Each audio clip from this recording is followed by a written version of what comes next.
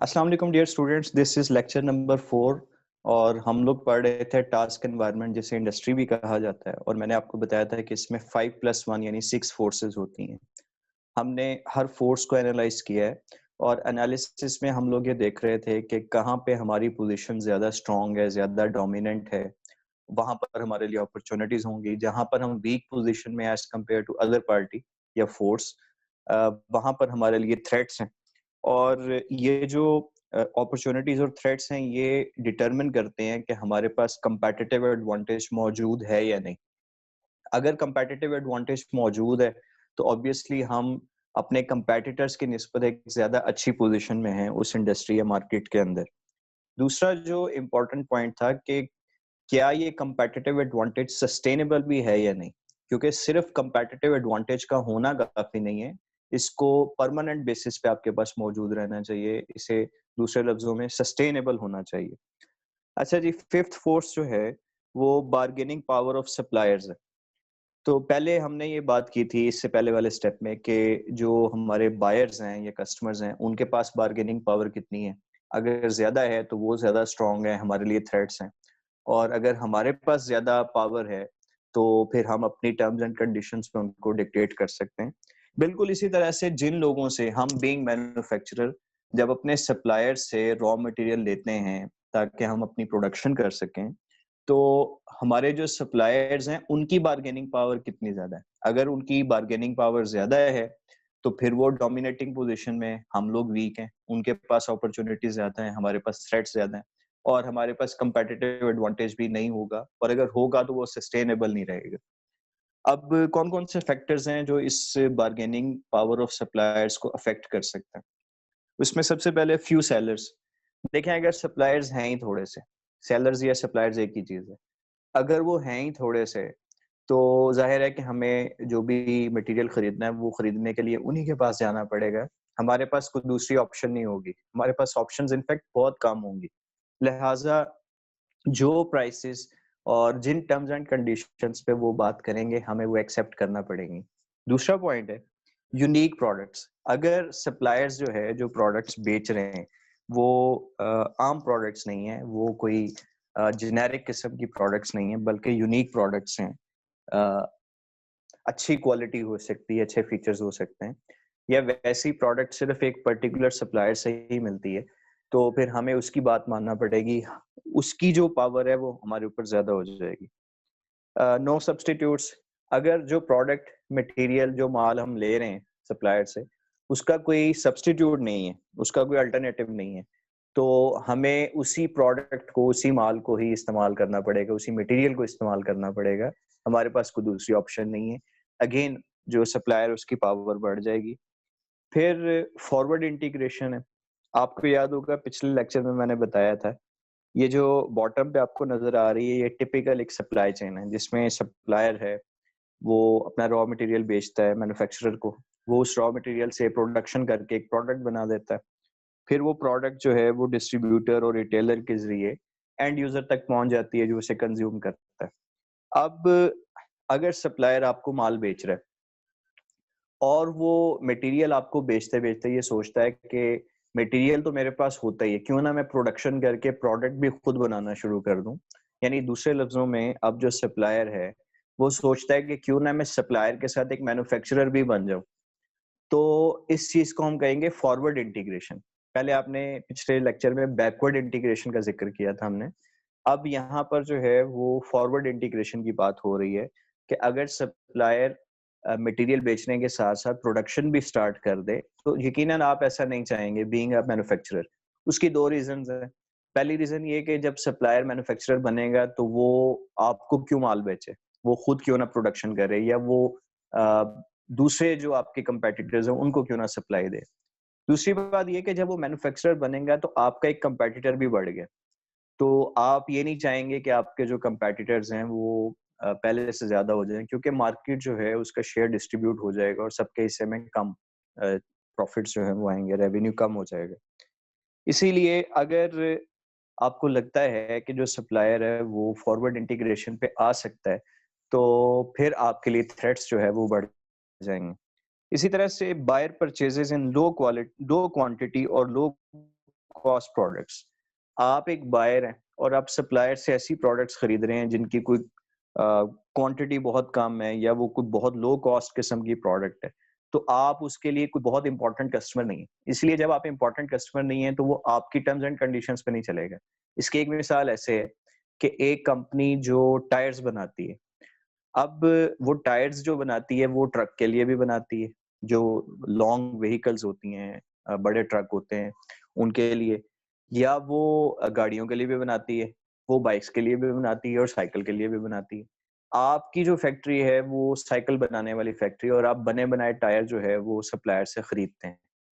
تو اب آپ اس کے لیے کوئی بہت امپورٹنٹ کسٹمر نہیں ہے. اس کی ریزن یہ, ایک تو آپ جو ٹائر خرید رہے ہیں وہ ایک سائیکل میں 2 ٹائر لگتے ہیں, اور وہ ٹائر بھی جو ہے اس کی کاسٹ کم ہوتی ہے سائیکل والے ٹائر کی, تو آپ کو اتنے بڑے کسٹمر نہیں ہیں اس کے لیے, اس لیے وہ آپ کی ٹرمز اینڈ کنڈیشنز ایکسیپٹ نہیں کرے گا, بلکہ آپ کو اپنی جو پرائس جو اس نے سیٹ کی ہے اس کے مطابق وہ جو مال ہے وہ بیچے گا.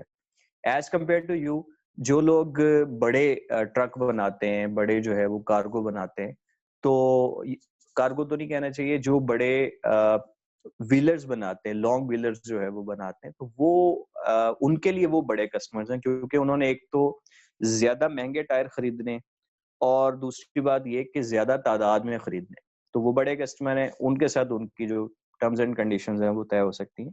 تو یہ کچھ پوائنٹس تھے بارگیننگ پاور آف سپلائرز کے حوالے سے.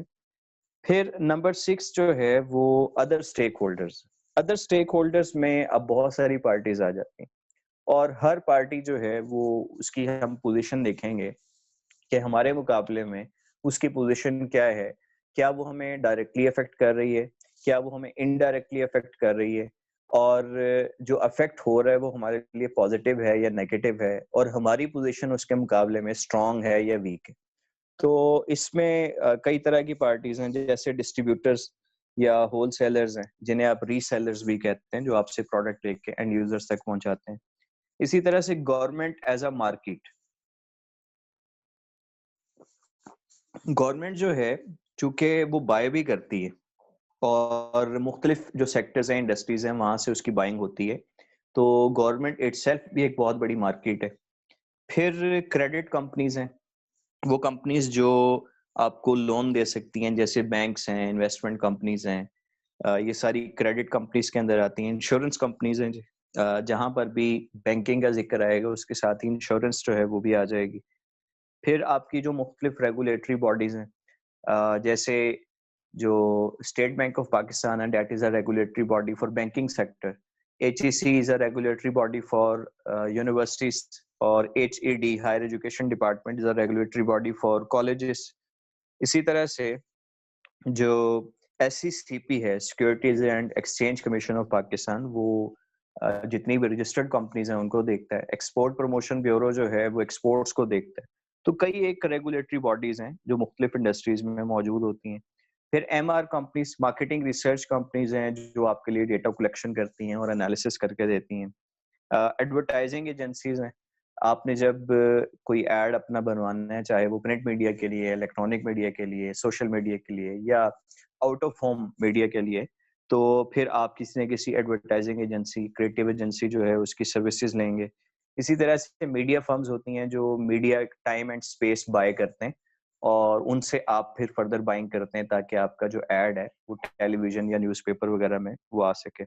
اور اس کے علاوہ مارکیٹنگ کنسلٹنٹس ہو سکتے ہیں, جو آپ کو مختلف پروجیکٹس کے لیے اس کی فیزیبلٹیز بنا کے دیتے ہیں یا اس کے انالیسس کر کے دیتے ہیں, اور مختلف جو اسٹریٹجیز ہیں وہ آپ کو ڈیوائز کر کے دیتے ہیں. تو بہت سارے اسٹیک ہولڈرز ہو سکتے ہیں. اچھا, ہم نے جب یہ 6 فورسز کو انالائز کر لیا, تو میں نے آپ کو بتایا کہ ہمارے پاس سرٹن لسٹ آف اپرچونٹیز اور تھریٹس جو ہے وہ آ گئے. اب یاد رکھیے گا, شروع سے جب ہم نے انوائرمنٹل انالیسس سٹارٹ کیا اور ایکسٹرنل انوائرمنٹ کی بات کی, نیچرل انوائرمنٹ کو ڈسکس کیا, سوسائٹل انوائرمنٹ کو ڈسکس کیا, وہاں سے بھی اپرچونٹیز اور تھریٹس آئے تھے, لیکن وہاں کے لیے جو ٹول ہم نے یوز کیا تھا وہ ایشوز پرائرٹی میٹرکس تھا.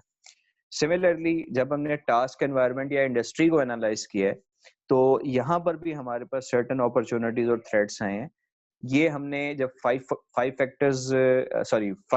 فورسز اور پلس جو لاسٹ ون ہے 6 فورس کو انالائز کیا ہے, وہاں سے اس کی ایک لسٹ ہمارے پاس ڈیولپ ہوئی ہے. اب سوال یہ ہے کہ پورے ایکسٹرنل انوائرمنٹ کے انالیسس میں ہم نے جو لسٹ ایک بنائی ہے اپرچونٹیز کی اور تھریٹس کی، اس کو ہم نے کرنا کیا ہے؟ تو اس کو جناب ہم نے ایک میٹرکس بنانا ہے، جیسے EFE میٹرکس کہتے ہیں، اور یہ مکمل بنتا ہے ایکسٹرنل فیکٹر ایویلویشن میٹرکس. ہم نے یہ بنانا ہے. اگر آپ اس کا جو ٹیبل ہے وہ دیکھیں تو سب سے پہلے سیریل نمبر آ رہا ہے، پھر سیکنڈ کالم میں فیکٹرز آ رہے ہیں جس میں اپرچونٹیز بھی ہیں اور تھریٹس بھی ہیں. اب جتنی بھی آپ نے اپرچونٹیز اور تھریٹس ان کی لسٹ بنائی ہے، وہ ظاہر ہے کہ سارے کے سارے اتنے امپورٹنٹ نہیں ہیں. ان میں سے آپ نے ٹاپ 5 یا ٹاپ 7 یا ٹاپ 10 جو ہے وہ الگ کر لینے ہیں، جو آپ کا ایک پینل سمجھے گا. یہ ظاہر ہے کہ ٹاپ مینجمنٹ کی جب میٹنگز ہوتی ہیں تو مختلف ڈپارٹمنٹل ہیڈز بھی ہوتے ہیں، ٹاپ مینجمنٹ ہوتی ہے، کنسلٹنٹس ہوتے ہیں، یہ سارے لوگ مل کے فیصلہ کرتے ہیں کہ آفٹر انالیسز ہمارے پاس یہ لسٹ ہے اپرچونٹیز کی بھی اور تھریٹس کی بھی، تو اس میں سے جو ٹاپ اپرچونٹیز ہیں اور ٹاپ جو تھریٹس ہیں وہ کون سے ہیں، تو وہ آپس میں ایک کنسنسس ڈیولپ کر کے اس کی ایک لسٹ بنا لیتے ہیں. یہاں پر میں نے ٹاپ 3 لکھا ہے، لیکن عام طور پہ یہ ٹاپ 5 7 10 بھی ہو سکتے ہیں. یہ ڈیپینڈ کرتا ہے کمپنی کے اوپر اور انالیسس کرنے والے کے اوپر. جب آپ نے یہاں پہ فیکٹرز میں اپرچونٹیز اور تھریٹس لکھ دیے، اب آپ نے ان کو ویٹ اسائن کرنے. نیکسٹ جو کالم ہے اس میں W لکھا ہوا ہے، یہاں آپ انہیں ویٹ اسائن کریں گے. اور ویٹ اسائن کرنا جو ہے اس سے مراد یہ ہے کہ جتنی بھی اپرچونٹیز آپ نے الگ کی ہیں وہ ساری ایک جتنی امپورٹنٹ نہیں ہے. کوئی زیادہ اہم ہوگی، کوئی نسبتاً کم اہم ہوگی. اپرچونٹیز تو دونوں ہیں لیکن ان کی امپورٹنس ویری کرتی ہے، اس لیے ہم ان کو مختلف ویٹ اسائن کرتے ہیں. زیادہ اہم اپرچونٹی کو زیادہ ویٹ اسائن کیا جائے گا، اور جو نسبتاً لیس امپورٹنٹ ہے اس کے لیے ویٹ بھی کم ہو جائے گا. اسی طرح سے جو تھریٹس ہیں ان کو بھی ہم ویٹس اسائن کریں گے. جو تھریڈ زیادہ کریٹیکل ہے، زیادہ بڑا لگ رہا ہے، اس کو ہم زیادہ ویٹیج دیں گے، اور جو نسبتاً لیس امپورٹنٹ لگ رہا ہے اس کو ہم کم ویٹ اسائن کریں گے. ویٹ کا جو ٹوٹل سم ہے وہ 1 ہوگا، اور 0.5 جو ہے وہ اپرچونٹیز کے لیے ہوگا، 0.5 تھریٹس کے لیے ہوگا. مثال کے طور پہ یہاں میں نے چونکہ 3 اپرچونٹیز کے لیے جو ہے وہ اسپیس دی ہے، تو ایک اپرچونٹی کو آپ نے ویٹ دیا 0.3 کا، کیونکہ وہ بہت امپورٹنٹ ہے، تو آؤٹ آف 0.5 0.3 تو اسی پہ چلے گئے. دوسرے کو آپ نے جو ہے وہ 0.2 کا ویٹ اسائن کیا، یا 0.2 تو چھوڑ دیں، آپ 0.15 کی بات کر لیتے ہیں. آپ نے 0.15 جو ہے اس کو ویٹ اسائن کیا ہے، اور تیسری کو آپ نے 0.05 کا ویٹ اسائن کیا. تو پتہ چل رہا ہے کہ جس کو 0.3 ویٹیج دی گئی ہے وہ زیادہ امپورٹنٹ ہے، جس کو 0.05 دی گئی ہے وہ لیس امپورٹنٹ. اسی طرح سے آپ تھریڈس کو بھی ویٹ اسائن کریں گے. تو کی پوائنٹ یہ رکھنا ہے آپ نے کہ اپرچونٹیز کا جو سم آف ویٹس ہے وہ 0.5 ہونا چاہیے، تھریڈس کا جو سم آف ویٹ ہے وہ 0.5 ہونا چاہیے، ٹوٹل ویٹ جو ہے that would be 1. Next is S لکھا ہوا ہے، ایس سے مراد ہے اسکور. اچھا، اب یہ اسکور جو ہے یہ 1 سے لے کے 4 تک کچھ بھی ہو سکتا ہے. یہ اسکور کس چیز کا ہے؟ پہلے میں آپ کو اس کے جو 1 سے لے کے 4 تک کا اسکیل ہے وہ ڈیفائن کر دوں. 1 سے مراد ہے ویری پور، 2 از پور، 3 is good and 4 is very good.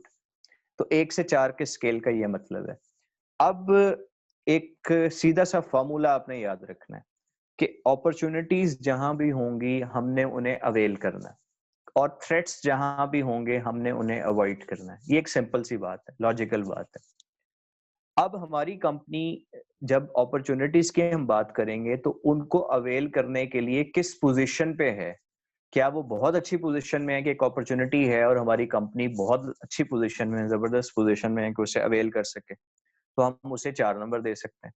اگر وہ بہت اچھی نہیں ہے لیکن ایک اچھی پوزیشن ہے، اسٹرانگ پوزیشن ہے اس اپرچونٹی کو اویل کرنے کے لیے، تو ہم اسے 3 نمبر دے سکتے ہیں. اگر اپرچونٹی موجود ہے لیکن آپ کی جو کمپنی ہے اس کی پوزیشن اس اپرچونٹی کو اویل کرنے میں کوئی بہت اچھی نہیں ہے، تو آپ اسے 2 مارکس دے سکتے ہیں. اور اگر اپرچونٹی از دیئر لیکن کمپنی کی پوزیشن انتہائی پور ہے اس اپرچونٹی کو اویل کرنے کے حوالے سے، تو آپ اسے 1 پوائنٹ جو ہے وہ دیں گے. تو اس طریقے سے ڈسٹریبیوشن ہے. اس کی ایک سمپل سی مثال میں آپ کو دے دیتا ہوں کہ جیسے آپ لوگوں کا ابھی 5th سیمسٹر ہے، اس کے بعد آپ 6 سیمسٹر پڑھیں گے، پھر 7th پڑھیں گے، اور یعنی 1 سال کے بعد آپ کا جو پروگرام ہے, ڈگری ہے, وہ مکمل ہو جائے گی. بالفرض ابھی مارکیٹ میں بہت زیادہ جابس جو ہے وہ آ جاتی ہیں ایم بی ایز کے لیے, کہ جی ایم بی ایز کے لیے بہت زبردست آپشنز ہیں, اپرچونٹیز ہیں, جابس ہیں. تو اپرچونٹیز آر دیئر, لیکن وہ کہتے ہیں کہ ڈگری مکمل ہونی چاہیے. اب چونکہ آپ کی ڈگری میں تو ابھی 1 سال رہتا ہے مکمل ہونے میں, تو آل دو اپرچونٹی موجود ہے, لیکن you are not in a very good position کہ آپ اس اپرچونٹی کو اویل کر سکیں. تو اس چیز کا یہاں یہ مطلب ہے کہ آپ کا اسکور کیا ہے, کہ آپ نے کسی اپرچونٹی کو اویل کرنا ہے, تو اس کے لیے آپ کی پوزیشن بہت اچھی ہے, بری ہے یا بہت بری ہے, اکارڈنگلی آپ کا اسکور 4 3 2 1 آ جائے گا. سملرلی جو تھریٹس ہیں ان کو ہم نے اوائڈ کرنا ہے. تو ان کو اوائڈ کرنے کے لیے اگین ہمیں دیکھنا پڑے گا کہ ہماری کمپنی کس پوزیشن میں ہے کسی تھریٹ کو اوائڈ کر سکے. اگر تھریٹ از دیئر لیکن آپ کی کمپنی بہت زبردست پوزیشن میں ہے کہ اس تھریٹ کو اوائڈ کر سکے, تو 4 پوائنٹس ہیں. اگر بہت زبردست نہیں ہے لیکن اوکے پوزیشن ہے کہ ٹھیک ہے ہم اس تھریٹ کو میٹ کر سکتے ہیں, تو پھر 3 آ جائے گا. اگر آپ کی پوزیشن اتنی اچھی نہیں ہے 2 آ جائے گا. اور اگر تھریٹ بھی ہے اور آپ کی کمپنی کی پوزیشن بھی بہت پور ہے, تو پھر یہاں پہ 1 آ جائے گا. اس کی ایک بڑی سمپل سی مثال ہے کہ کرونا وائرس جو ہے وہ ان لوگوں کو زیادہ افیکٹ کرتا ہے جن کو آلریڈی کوئی نہ کوئی ڈیسیز ہوتی ہے, خدا نہ خاصہ کسی کو شوگر ہے یا کوئی بلڈ پریشر کا پرابلم ہے یا اس طرح کی.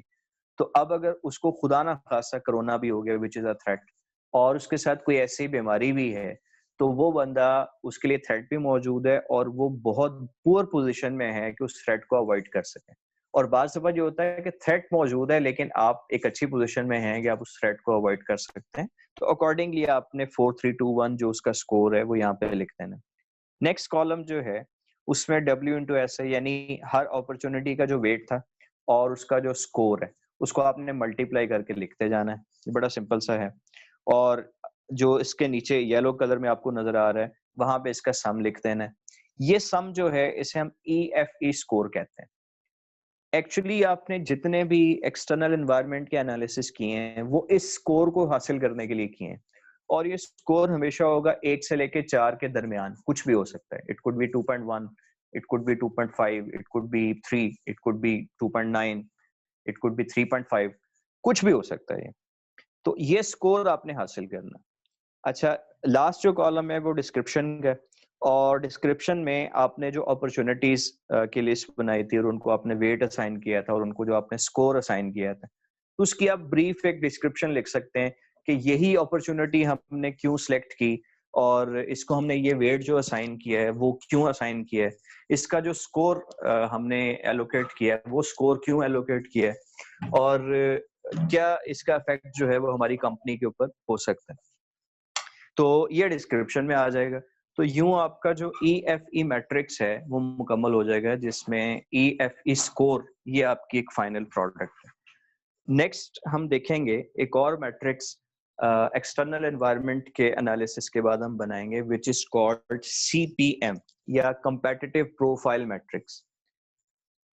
اچھا جی, آپ نے جو ابھی تک انالیسس کیے وہ صرف اپنے لیے کیے تھے, اپنی کمپنی کے لیے. اب یہ جو CPM ہے اس میں آپ اپنے جو کمپیٹیٹرز ہیں ان کے انالیسس بھی کرتے ہیں, اور طریقہ کار وہی ہے جو آپ نے EFE میں کیا ہے. فرق یہ ہے کہ یہاں آپ اپنے ساتھ ساتھ جو کمپیٹیٹرز ہیں, اچھا کون سے کمپیٹیٹرز, سوال یہ, تو آپ نے جو آپ کے کلوز کمپیٹیٹرز ہیں ان کو سلیکٹ کرنا ہے. کلوز کو بھی میں تھوڑا سا ڈیفائن کر دوں, آپ نے یہاں امپورٹنٹ کمپیٹیٹرز کو آپ نے شامل کرنا ہے. اچھا, امپورٹنٹ کمپیٹیٹرز کون ہے جی؟ ایک تو وہ امپورٹنٹ ہے جو مارکیٹ لیڈر ہے, کیونکہ ظاہر ہے کہ اس میں کچھ نہ کچھ اچھی اسٹریٹجیز ہیں تو وہ مارکیٹ لیڈر بنا. اسی طرح آپ بذات خود اپنے بھی انالیسس کریں گے. پھر آپ کے جو بالکل کلوز کمپیٹیٹرز ہیں, جو تھوڑا سا آپ سے اوپر ہے یا تھوڑا سا آپ سے نیچے ہے یا بالکل آپ کے ساتھ پیرالل ہے, یہ آپ کے کلوز کمپیٹیٹرز یا امپورٹنٹ کمپیٹیٹرز ہوتے ہیں. تو 3 4 5 کمپنیز کو آپ اینالائز کر سکتے ہیں. ساری انڈسٹری کے انالیسس کی شاید آپ کو ضرورت نہیں ہے. کرنا آپ نے یہ جی کہ اگین جو آپ کے پاس سیریل نمبر ہے, فیکٹرز ہیں, اپرچونٹیز اور تھریٹس جو آلریڈی آپ کر چکے ہیں, آپ نے ویٹ ان کو اسائن کر دیا, اسکور آپ نے اسائن کر دیا. اب سب سے پہلے یہاں پہ لکھیں وی, لکھا ہوا وی سے مراد ہے ہماری کمپنی. تو ہماری کمپنی نے جو W/S لکھا تھا وہ EFE اسکور آیا تھا. یہاں تک یہ ٹیبل بالکل وہی ہے جو آپ نے پریویس स्लाइड में देखा था। अब C1, C2 और C3 ये आपके कंपेटिटर्स हैं। तो इन कंपेटिटर्स के लिए भी आपने एनालिसिस करने हैं। आपने C1 जो फर्स्ट कंपेटिटर है उसका स्कोर देखना है, क्योंकि वेट अपॉर्चुनिटीज का जो वेट है ऑलरेडी आप असाइन कर चुके हैं, आप अपने व्यू पॉइंट से एनालिसिस कर रहे हैं। उसका जो स्कोर है उस अपॉर्चुनिटी को अवेल करने के लिए वो क्या है? अब हो सकता है कि आप बहुत अच्छी पोजीशन में किसी अपॉर्चुनिटी को अवेल करने में तो आपका स्कोर 4 है, लेकिन आपका जो फर्स्ट कंपेटिटर है वो अपॉर्चुनिटी तो उसके लिए भी एग्जिस्ट करती है, लेकिन हो सकता है कि वो बहुत अच्छी पोजीशन में ना हो, वो जस्ट एक अच्छी पोजीशन में हो उस अपॉर्चुनिटी को अवेल करने में, तो उसका स्कोर 3 आ जाएगा, वेट वही रहेगा।